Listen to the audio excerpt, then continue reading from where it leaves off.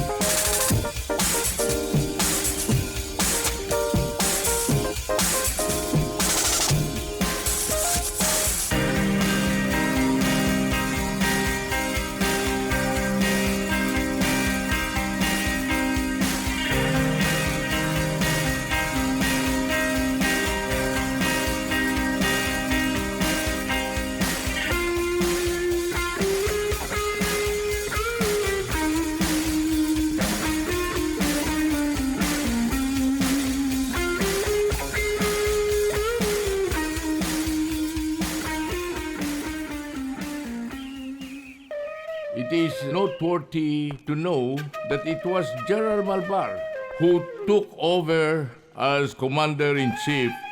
of the Visayan Revolutionary Forces upon instruction of General Emilio Aguinaldo. In addition to his position as Commanding General of the Southern Tagalog Forces, and was assisted with able assistance of General Ananias Jokno, General Adriatico, and General Lukban. It is also noteworthy to know that General Malvar have led the Filipino Revolutionary Forces during the Philippine-Spanish War and the Philippine-American War. He is privileged to have been the only national hero after surrendering to the Americans. General Malvar was pitted against 5 able generals during the Philippine-American War, and he was able to pit his wit as a military genius against those American generals, bringing into a war that extended up to 4 years. It was General Malvar who started employing what we call as guerrilla warfare, which was the first ever in the entire of Asia, which was ultimately adopted by all Asian liberators, including Sun Yat-sen and the other liberators from Vietnam, China, and other Asian countries, who likewise revolted against the colonial rule following the example of the Philippine Revolution of 1896. Having retired after the war to be able to go back to his first love, which is farming, General Malvar established several livelihood projects, including the relief of so-called eruption of the Taal volcano in 1911, where he was able to evacuate and save the lives of so many Batangueños surrounding Taal volcano lake. And because of this, he was given accolade by the Commonwealth government as a gentleman farmer general.